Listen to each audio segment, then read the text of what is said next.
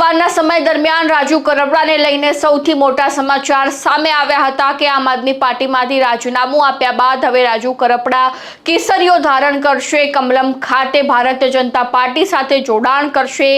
જો કે ઘણા સમયથી એવી ચર્ચાઓ તો હતી જ કે રાજુ કરપડા ભારતીય જનતા પાર્ટીમાં જોડાવાના જ છે। અને બીજી બાજુ જો વાત કરવામાં આવે તો રાજુ કરપડાને લઈને જે છે તે અનેક પ્રશ્નો હાલમાં ઉઠી રહ્યા છે કે આ ચૂંટણીના સમયગાળા દરમિયાન જ રાજુ કરપડા ભાજપમાં કેમ જોડાયા, અનેક ચર્ચાઓ છે તે અંગે વાત કરીશું આજે આ વિડીયોમાં। નમસ્કાર, સ્વાગત છે આપનું ક્રાંતિ માર્ગમાં અને હું છું મેઘશુ ઠક્કર આપણી સાથે।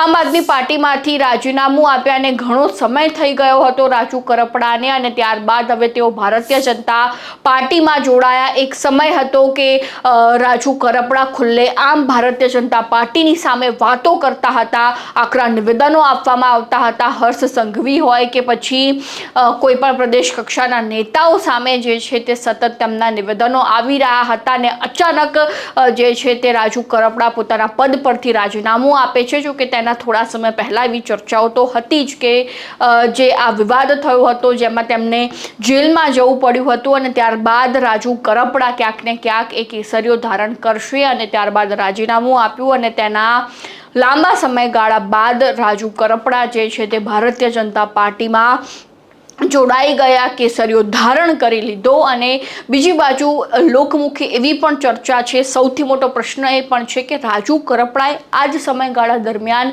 કેસરીઓ કેમ ધારણ કર્યો। એટલે કે એક બાજુ સ્થાનિક સ્વરાજ્યની ચૂંટણી આવી રહી છે, 26 એપ્રિલે મતદાન યોજાવાનું છે, ભારતીય જનતા પાર્ટી તેના ઉમેદવારોની લિસ્ટ જાહેર કરવાની છે અને એ જ સમય દરમિયાન રાજુ કરપડાએ કેસરીઓ ધારણ કર્યો।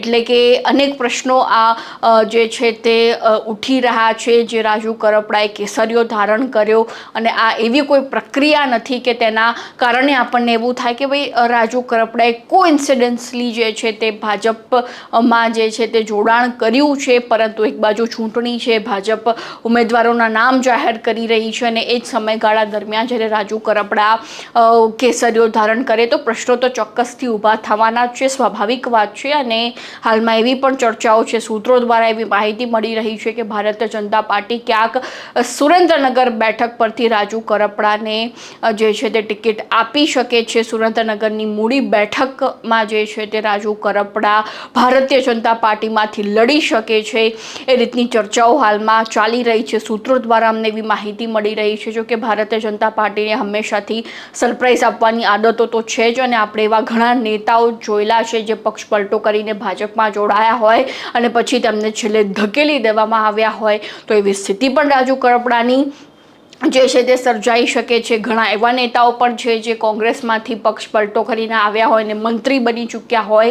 એટલે કે ભારતીય જનતા પાર્ટી છેલ્લા સમય દરમિયાન કેવી રણનીતિ ખેલે છે તો એ કોઈને ખબર નથી હોતી, પરંતુ સૂત્રો દ્વારા હાલમાં એવી માહિતી મળી રહી છે કે સુરેન્દ્રનગરના મૂડી બેઠક પરથી રાજુ કરપડાને લડાવી શકે છે, તેમની પાસે ખેડૂતોની સારી એવી વોટ બેંક છે તેના કારણે। તો હવે જોવું રહ્યું કે ખરેખર રાજુ કરપડા સ્થાનિક સ્વરાજ્યની ચૂંટણીમાં મેદાને ઉતરે છે કે કેમ, અને આ મુદ્દા અંગે તમારું શું કહેવું છે પણ અમારા કોમેન્ટ બોક્સમાં જણાવી દેજો અને ખાસ ક્રાંતિ માર્ગને સબસ્ક્રાઈબ કરવાનું ભૂલતા નહીં।